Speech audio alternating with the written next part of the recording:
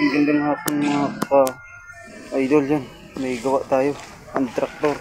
Ang bali repair lang to. Bali yung ano nito sa body ay yung maluwag na yung kadena. Yan yung pyesa. Yan.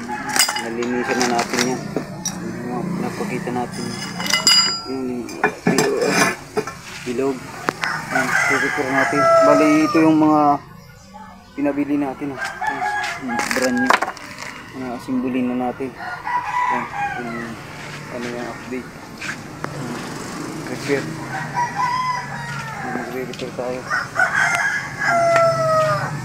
bali yung pyesa nya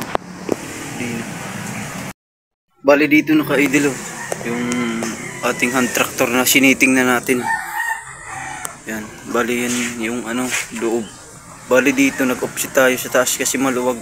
Saka dito sa gitna ng body, nagbutas tayo. Pinataas natin yung butas para magbalik sa dati yung tindi ng ibaba. Yan yung mga idol. Yung gawa natin ngayon. Repair lang yan. Kasi lumuwag yung ano, nagremedyo lang tayo. Nag-offset tayo dun. Kasi pwede pa yung kadena. Bali, nagbutas tayo dito sa may body niya. Yung lagayan ng tornilyong ito para umakyat.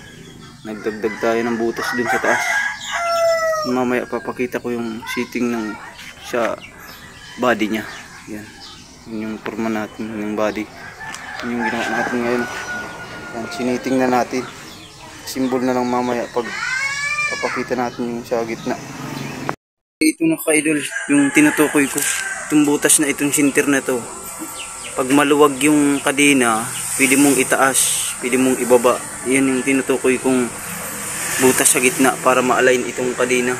Para yan na yung seating nya. Yung seating. Bali may mga butas, pinilapan natin yung mga butas. Yan, bali yan dito yan sa labas. Oh. Makikita yan dito sa labas. Makikita yan dito sa labas. Oh. Sa labas, yan. Na yung ka-idol, mga update natin. Yung update natin yun. Yung mamaya simbolin ko na yan. Pakita ko na lang sa inyo. Yung simbol. Ito na ka-idol oh. Yung seating nya. Bali yan oh, nilagay na natin. Yan yung talagang ano nya. Yung seating nya na ngayon oh. Yan. Bali bababa din to eh. Para magtindi. Yan, ganyan. Ito tataas naman to kasi yung paglagay ng ano niya, yung harang dito. Yan. Yung seating natin yan. Basta wag niyo lang kakalimutan tong sukatan yan diyan. Sukatan mo ng metros dito. Sa pisngi itong ano na ito. Gear na yan. Yan. Yan. Susukatin mo yan sa gitna para pantay. Yung gitna kasi itong masisira bearing. Yan.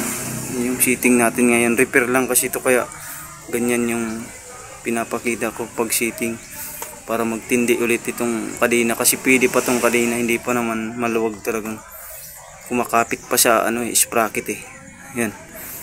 Ganyan lang. Update ko lang kayo pa na ano na to na takpa na. Yan. Natakipa na yan. Yan ang ka-idol yung seating nyo. Yan. Yan. Basta huwag nyo lang kakalimutan yung metros dyan. Pisngi sa pisngi. Yung pag metros mo.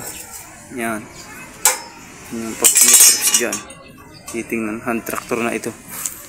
Bali dito na yung sa ilalim nyo. Yan. Yung seating nya dyan. Oh. Sa dingding na yan. Lagay na natin. Yan mga ka-idol. Update ko lang kayo pag nakalagay ng gasket. Saka pag na ano na to, natakpa na ito. Yan. Yan.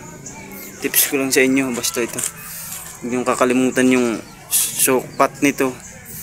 Pisngi sa pisngi para pantay. Yan, pisngi sa pisngi. Saka yung nilalagay dito. Yung washer nya. Kailangan yan dito washer. Yan. Para hindi masira yung bearing sa dingding niya. Yan, update ko na lang kayo mamaya. Bali yan na ka-idol, na lagay na natin yung mga tornilyo. Yan, nalagay na natin. Bali naglagay na tayo ng gasket. Yan, yung gasket natin, yung guma lang na ginawa galing truck yan. Bali, paglalagay nito, bibilangin mo lang dito kung ilang kasya. Saka basta may, ang langis niya lang talaga. Pwede rin grasa, pwede rin yung yan, asayte. Para madulas pagpasok, magaan. Yan yan, ka-idol. Update natin, yan. Patapos na yan. Yan, nasara na natin. Yan. Yan yung ginawa natin yung repair. Yan, update na lang ulit. Ka-idol, nandito na. Yan, asimbol na natin. Yan. Ayos na, bibila na lang ng nut to. Kasi mga bulok na yung nut niyan. Yan, ka-idol yung ginawa natin. Yan, update natin ka-idol. Yan, nakasimbol tayo ngayon ng repair. Repair lang, nagpalit lang ng nag-offset at nagbutas lang dun sa dingding. Yan, para magbalik yung tindi ng kadena. Yan ka-idol, yung ginawa natin na hand tractor. Yan, sana nasaya na naman kayo sa aking video. Kunting tips lang.